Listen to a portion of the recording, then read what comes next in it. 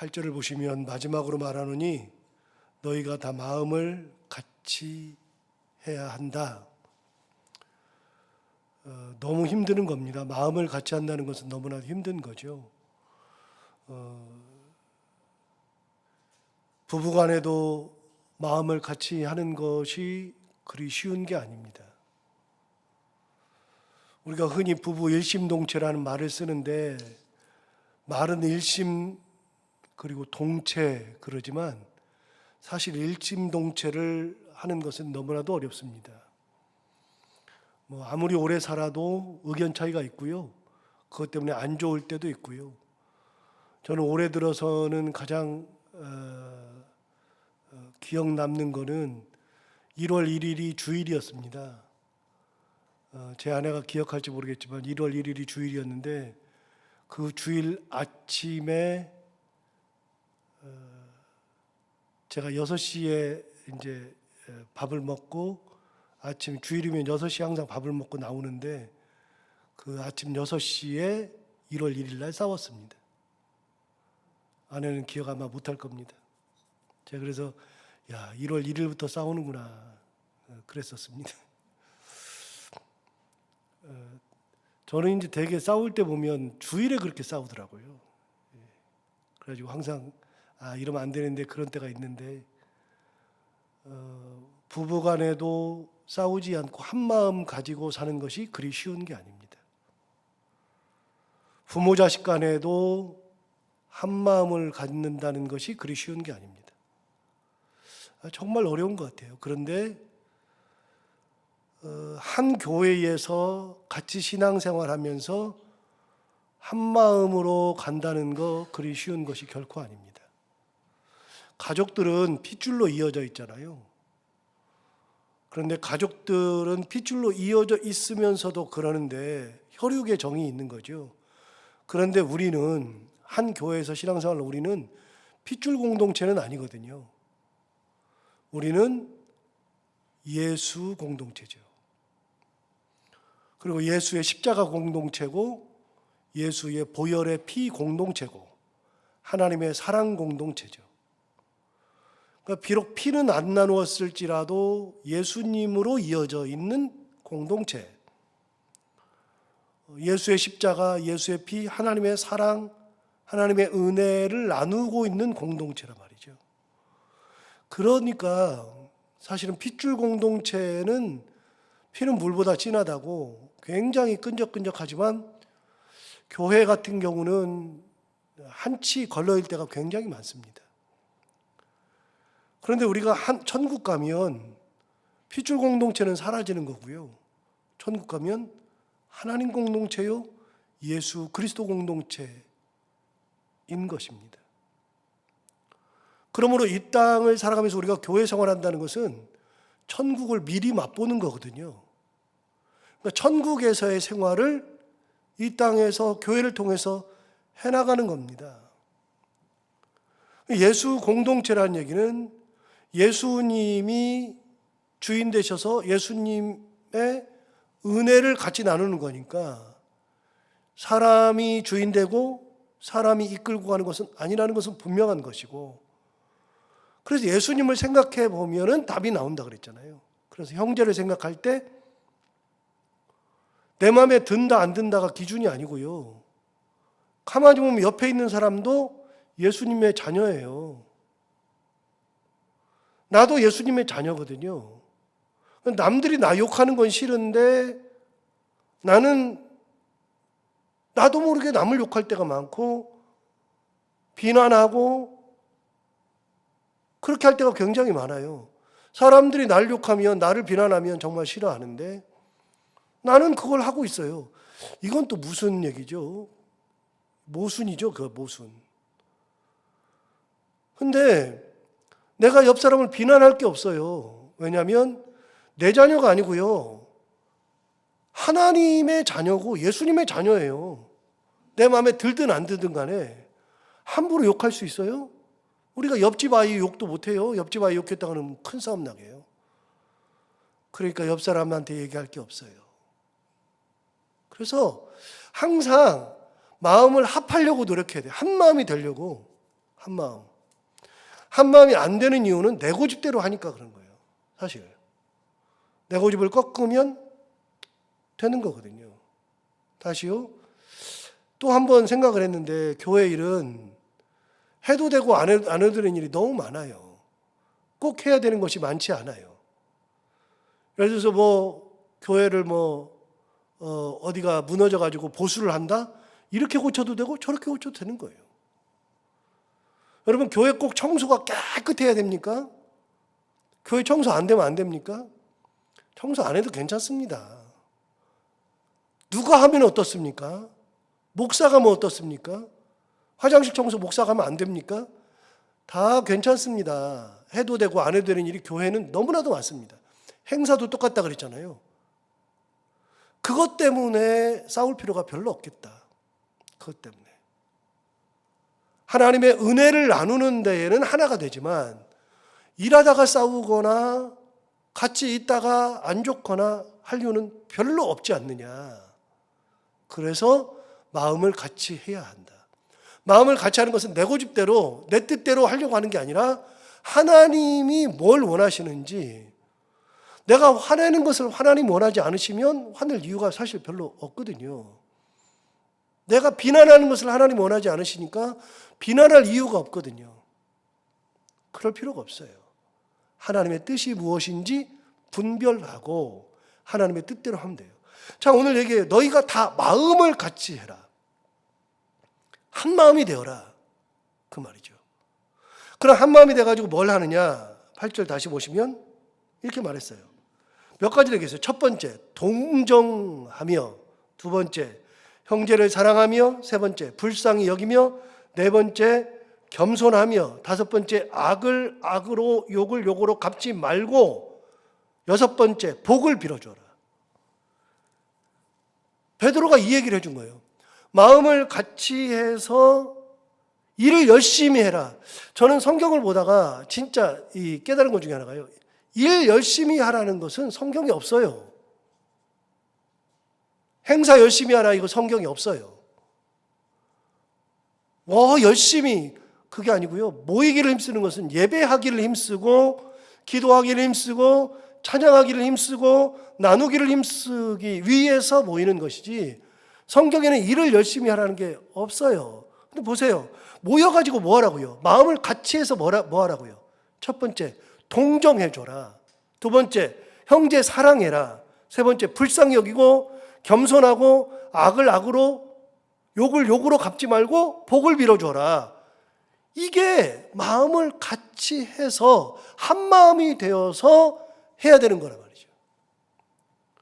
어떻게 살아야 되느냐? 이렇게 살아야 된다. 자, 동정한다는 게 뭐예요? 우리가 남을 동정한다 얘기하는데 제가 뜻이 분명하지 않아서 국어사전 찾아봤어요. 국어사전에는 두 가지로 나와요. 이렇게 나와요. 동정한다는 거 첫 번째, 남의 어려운 처지를 자기 일처럼 딱하고 가엾게 여기는 거. 남의 어려운 처지를 자기 일처럼 가엾게 여기고 딱하게 여기는 거. 이게 동정이에요. 그 사람이 어려운 거를 보면 내 일인 것처럼 느껴지는 거예요. 내 일인 것처럼. 가엾게 여기고 딱하게 여기고. 두 번째 뜻, 남의 어려운 사정을 이해하고 정신적으로나 물질적으로나 도움을 베푸는 거.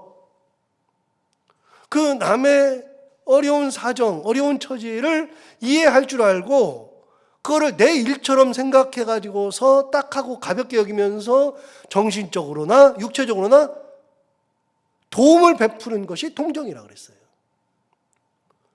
여러분, 그러니까 누가 무슨 일이 있으면 항상 내 일인 것처럼 생각을 해야 된단 말이죠. 이게 예수 믿으면서 해야 되는 거. 마음을 나누는 게 동정이에요. 마음을. 영어로는 이제 sympathy 그러는데 sympathy는 네 마음과 내 마음이 하나 되는 것이 이제 sympathy거든요. 마음이 하나 되는 거. 이게 이제 네가 마음이 그러냐? 나도 너랑 똑같다. 네가 마음이 그러냐? 나도 너랑 똑같다. 이게 이제 sympathy인데, 그러니까 이게 한 마음이 되는 거예요. 어려운 처지를 당했을 때 마치 내 일이냐. 그래서 무슨 일 당하면 아이고 너는 그러고도 싸.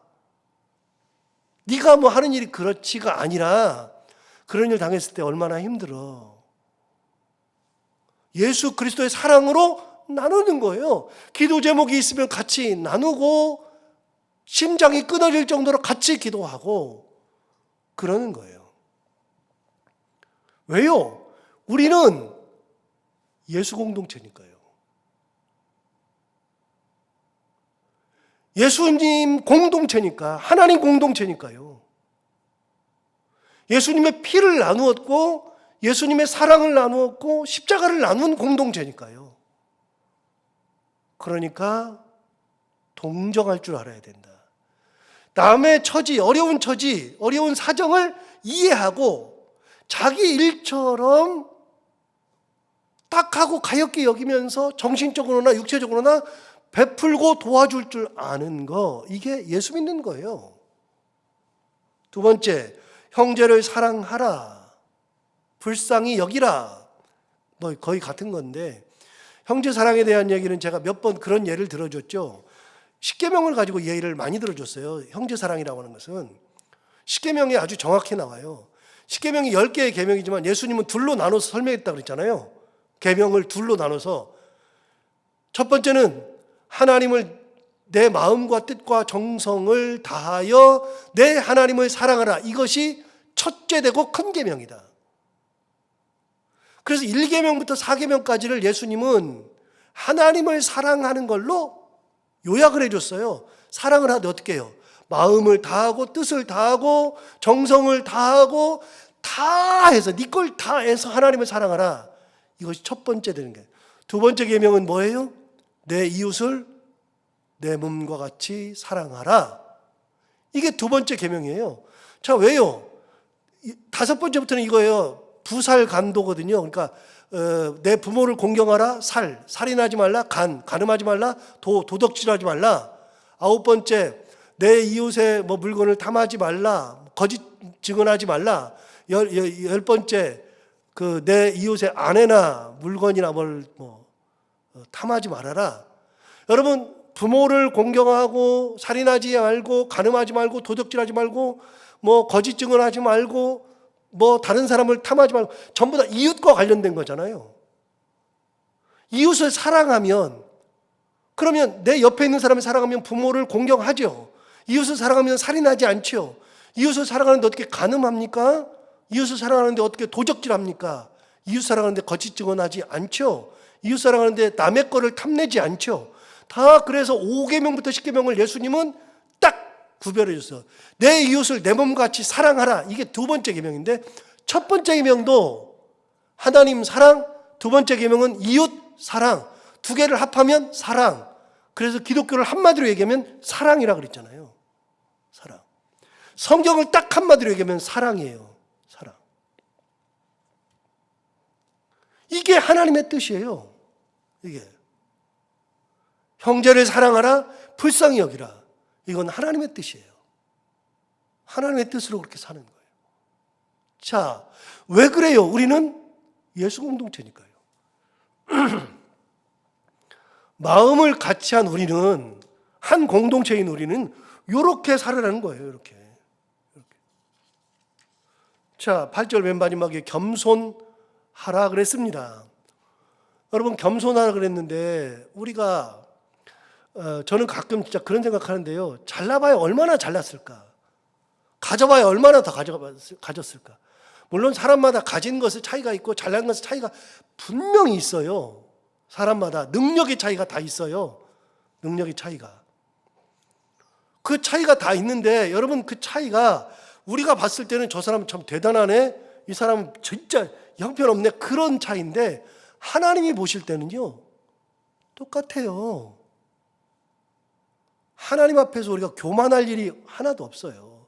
목사님이 옛날에 그런 설교를 가끔 하시더라고요. 하셨잖아요. 비행기 타고 올라가 보니까 그렇게 높은 고층 빌딩도 똑같더라. 밑에 보이는 거는. 이런 설교 하셨거든요. 저도 이제 어렸을 때 많이 들었고요.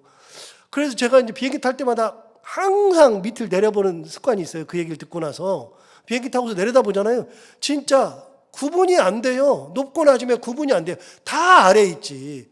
하나님이 우리를 보실 때는요 똑같아요. 우리끼리 볼 때는 저건 9층 건물이네, 저거 진짜 높네, 100몇 층이네, 그럴 수 있는데 하나님이 위에서 보시면 똑같은 거예요. 인간이라는 존재가. 여러분, 우리는 누구 공동체예요? 예수 공동체, 하나님 공동체. 하나님이 보시면 그게 그건데 뭐 교만해봐야 뭐 얼마나 교만하겠어요. 알아봐야 얼마나 알고 가져봐야 얼마나 많이 가지겠어요. 우리끼리는 구분이 돼도 하나님 앞에서는 구분이 안 돼요. 그러니까 우리끼리 있을 때는요, 교만해도 돼요. 우리끼리는 하나님 없으면 교만해도 돼요. 함부로 해도 돼요. 근데 하나님 앞에서는요, 교만할 수 없어요. 겸손한 거예요. 그냥 하나님 은혜로 받은 거예요. 하나님 은혜가 아니면 안 되는 거예요. 하나님 은혜로 다 받은 거예요. 그렇게 살아라. 9절 볼까요?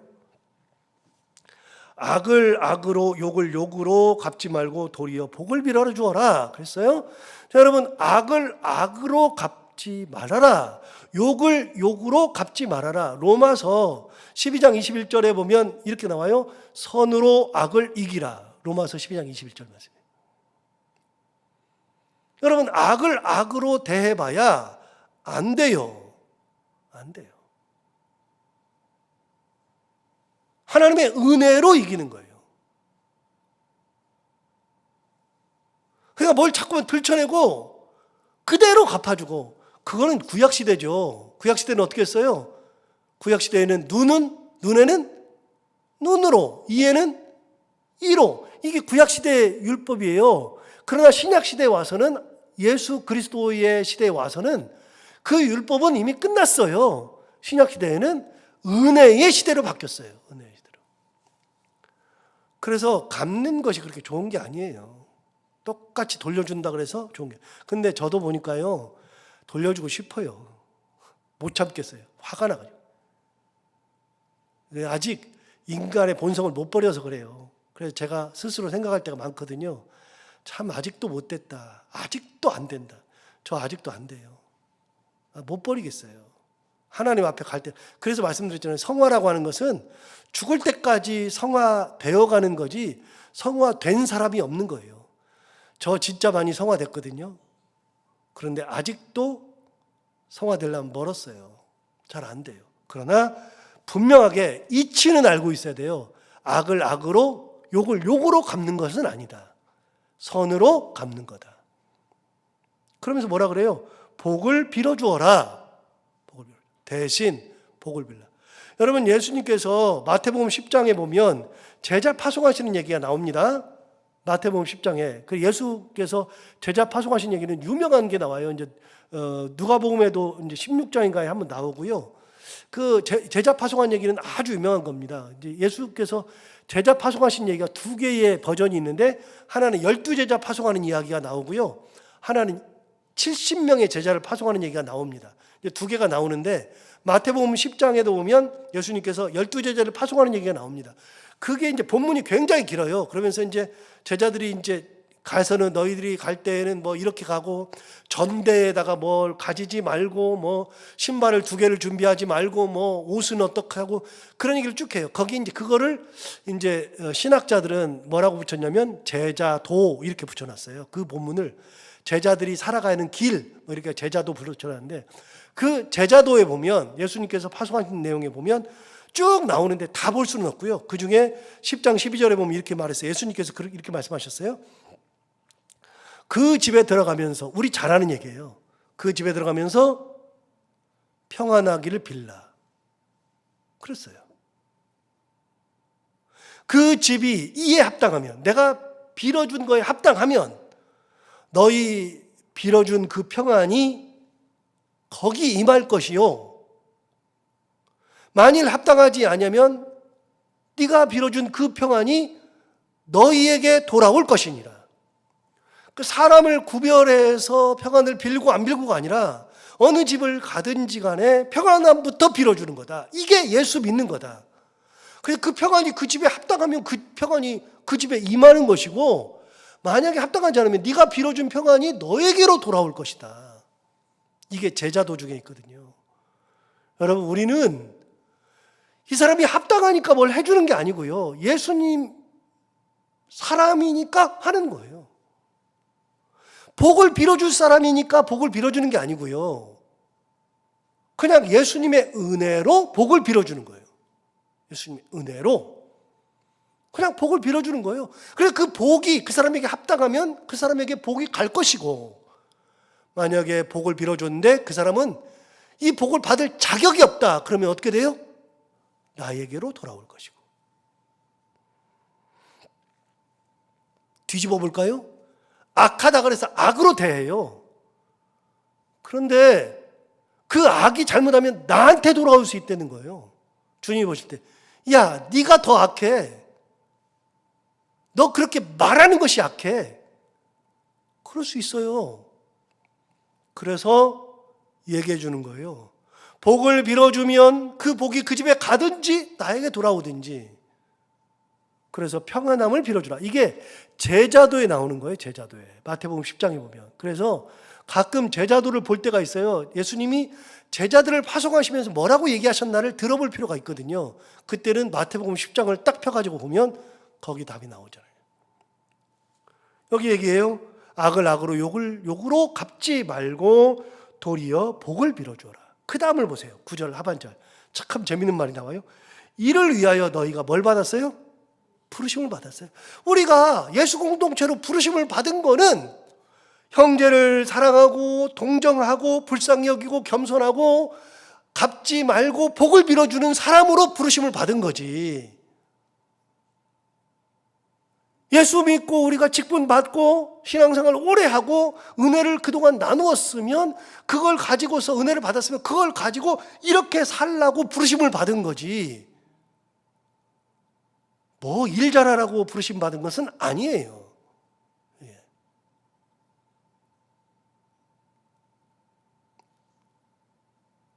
인간의 습성을 버리지 못해가지고서 끝까지 물고 늘어지라고 부르심 받은 게 아니에요. 예수님 앞에 왔으면 예수님의 법이 있어요. 예수님의 룰이 있으니까 그 룰을 가지고 살아야 되는 거죠. 룰을 가지고. 자, 이를 위하여 너희가 부르심을 받았대요. 이는 복을 이어받게 하려 하심이라. 여러분, 우리가 그렇게 살면, 그렇게 부르심을 받아서 그렇게 살면 복을 이어서 받아요. 그 복을, 내가 빌어준 복이 나에게 돌아오고, 은혜대로 사니까 하나님의 은혜가 임하고, 하나님의 사랑을 나누었더니 하나님의 사랑이 나에게 돌아오고, 너 참 잘 산다, 너 참 예쁘다, 하나님 그러시잖아요. 너 참 진짜 너 잘 믿는다. 하나님의 은혜를 받는 거예요. 은혜를. 또 말씀드리는데요, 저는 가끔 그런 생각을 해요. 하나님 가서 어떻게 감당하려고 그러지? 저렇게 살다가 하나님 앞에 가가지고서 어떻게 감당하려고 그러지? 저는 이해 안 되는 경우가 되게 많아요. 특히 저는 목사들이 이해 안 되는 사람들이 너무 많은데, 목사들 중에서 정말 개차반으로 사는 사람이 있어요. 자기가 무슨 뭐 대단한 사람이냐. 근데요, 놀라운 거는요, 때 되니까 가시던데, 그분도. 하나둘 다 가시던데.